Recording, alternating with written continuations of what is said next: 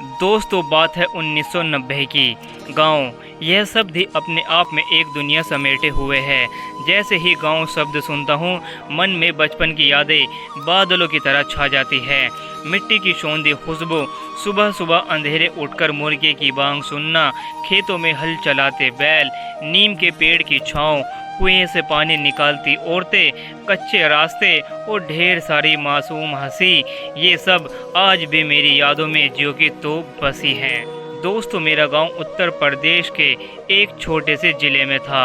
वहाँ न बिजली थी, न पक्के रास्ते, न ही किसी प्रकार की सुख सुविधा, लेकिन जितना सुकून वहाँ था उतना आज इन चमचमाते शहरों में नहीं मिलता।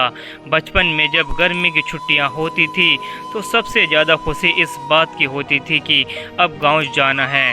जैसे ही बस गांव के करीब पहुंचती मन में एक अजीब सी उमंग भर जाती। दूर से ही तालाब, आम के बाग और मिट्टी के घर दिखने लगते हैं। गांव की गलियों में नंगे पांव दौड़ना, धूल में खेलना, चूल्हे की रोटी खाना और पेड़ से अंबिया तोड़ना, ये सब ऐसे पल थे जिन्हें आज भी सोचकर मन भर आता है। दोस्तों मेरे दादाजी अक्सर कहते थे, जिसने गांव की मिट्टी को नहीं जाना उसने धरती माँ को नहीं पहचाना। खेत खलिहान का जीवन गांव का मुख्य व्यवसाय होता था। सुबह सुबह किसान अपने हल और बैलों के साथ खेतों की ओर निकल जाते। हम बच्चे भी उनके पीछे पीछे चल देते थे। कभी खेत में पानी देने में मदद करते तो कभी कटाई के समय गेहूं के ऊपर कूदना और खेलना, ये सब हमारा एक खेल का हिस्सा था। दोपहर में सब एक पेड़ के नीचे बैठकर खाना खाते थे। मुझे याद है कैसे धान की कटाई के समय पूरा गांव मिलकर काम करता था। एक खेत से दूसरे खेत तक लोग साथ साथ गाते हुए जाते थे। वह अपनापन आज के समाज में बहुत कम देखने को मिलता है। दोस्तों गांव में हर त्योहार किसी उत्सव से कम नहीं होता था। होली पर गुलाल उड़ते थे, दिवाली की रात दीपों की माला सजती थी और दशहरे पर रामलीला होती थी, जिसमें गांव के ही युवक राम, लक्ष्मण, सीता और हनुमान बनते थे। हम बच्चे भी उन दृश्यों को देखकर बहुत खुश होते थे। मेले लगते थे जहां झूले, मिठाई की दुकानें और खिलौनों की कतारें होती थी। पिताजी की उंगली थामे जब मैं पहली बार गांव के एक मेले में गया था तो उस दिन मैंने गुब्बारे, बांसुरी और लकड़ी की तलवार खरीदी थी। वो खुशियाँ कुछ और ही थी। दोस्तों गांव में हर कोई एक दूसरे को जानता था, सुख दुख में साथ देता था।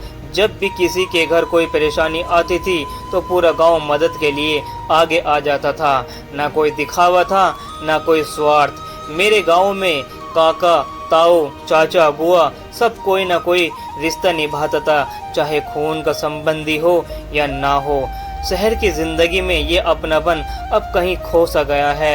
यहाँ तो पड़ोसी का नाम तलक नहीं जानते हैं।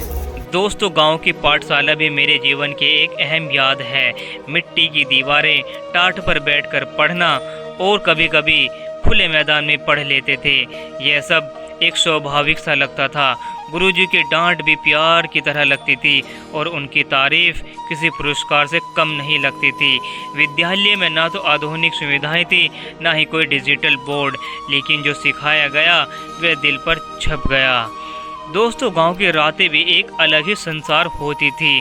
बिजली ना होने के कारण दीपक या लैलटेन की रोशनी में खाना खाया जाता था। खाने के बाद दादा दादी या नानी कोई पुरानी कहानी सुनाया करते थे, राजा रानी की या कोई भूत प्रेत की। हम सब बच्चे बंद आंखों से उन कहानियों में ऐसे खो जाते थे कि आकाश में टिमटिमाते तारे, पेड़ों की सरसराहट और दूर कहीं कुत्ते की आवाज़, यह सब मिलकर एक रहस्यमय वातावरण बना देते थे जो आज भी यादों में जीवित है। समय के साथ परिवर्तन। दोस्तों समय बदल गया, गांव भी बदलने लगे। पक्के मकान बन गए, बिजली आ गई, लोग शहरों में जाने लगे। धीरे धीरे वो पुरानी चीज़ें खोने लगी जो गांव की पहचान थी। अब ना बच्चे खेतों में दौड़ते हैं और ना ही तालाब में तैरते हैं। मोबाइल, टीवी और इंटरनेट ने सबको घर में कैद कर दिया।